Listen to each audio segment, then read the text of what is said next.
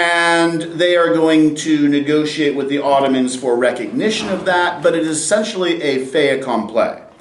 And the British, in a sort of a rerun of their general colonial policy of indirect rule, are going to support the rule of a Bedouin family called the Fuad. And King Fuad will be recognized and supported by the British government. Now, that indirect rule has certain advantages. It worked well in Nigeria, it works well in India. The basic idea behind indirect rule is the British will specifically identify and historically discriminated against minority and elevate them to a position of power and access to resources. And they will lord that position of power and access to resources over their sort of historical, like, tribal enemies.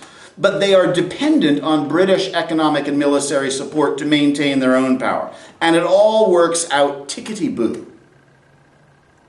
Oh, except this is also the period where the so-called pan-Arab nationalist movement begins. And while the British are going to initially give their support to the Khedive, that arouses the sentiments of the Arab nationalists, which are sort of part of the larger European sort of nationalist romanticist era, which I'm not going to go into today. Suffice it to say that the origins of the pan-Arab movement, and indeed the very roots of the Muslim Brotherhood, more about them later, are planted at about this time. Now, things are moving along. There's a certain uneasy tension, but there's no war with the Ottoman Empire. World War I breaks out, and Britain sort of advances its claim to Egypt from being within their sphere of influence. Now they are calling it a protectorate. And what they have to protect is, of course, the Suez Canal.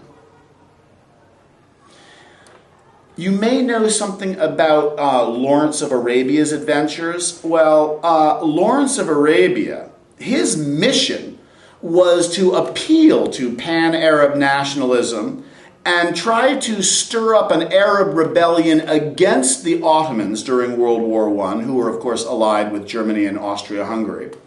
And in appealing to that pan-Arab nationalism, there was an explicit promise of British support for Arab independence at the end of World War I. And he went out on these sort of romantic missions of destroying train lines, and there was a lot going on. It's a little bit unclear as to what exactly the military value of his exploits were. Of course, at one point, he was captured by the Arabs, and apparently that was a rather unpleasant experience. Some say he might have actually enjoyed the experience. Some suggest that Lawrence's memoirs about the whole affair, in his book, The Seven Pillars of Wisdom, some suggest there might be a double meaning to the title of that book. But anyway, Egypt at that time becomes a British protectorate, and this is where the British throw their full military economic support behind the Fuad family and maintain this sort of colonial policy of indirect rule. Now, in response to that, the pan-Arab movement and the Muslim Brotherhood, particularly in 1928, is going to take root. And they are absolutely against the British home rule. They are against, not home rule, indirect rule. They are against the whole mandate system applied to the breakup of the Ottoman Empire at the end of World War I. And more specifically, they reflect a sense of betrayal across the larger Arab world, that those promises of support for Arab national independence were not actually delivered by the British. And what you get throughout the 1920s and 30s is an increasing level of hostility between sort of a more populist Arab Muslim Brotherhood movement and the king, the royal family, supported by the British. That brings us up to World War II.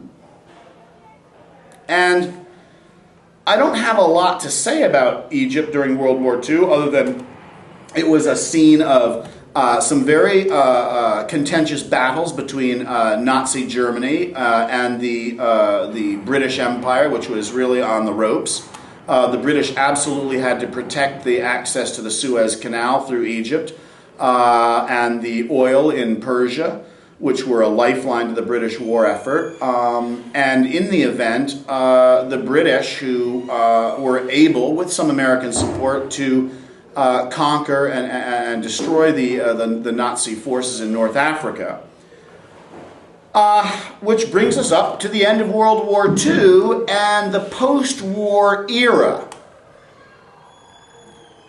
And again, I'm tempted to sort of like digress here and describe that post-war era, sort of the passing of the torch, the ideological conflict between democratic capitalism and an expansionist communist ideology that was indeed a threat.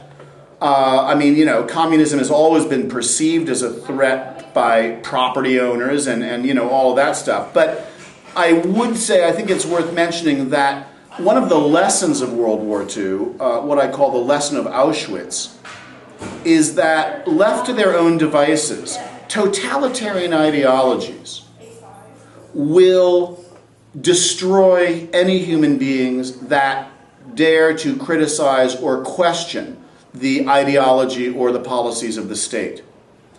And while we spent a great deal of blood and treasure fighting the totalitarian ideology of the right, fascism and militarism in Germany and Japan and Italy, in the ashes of World War II, while most of us just wanted to get home and get on with it, there was a realization in sort of the more senior levels of American political leadership that this totalitarian ideology of the left, namely expansionist communism, needed to be dealt with.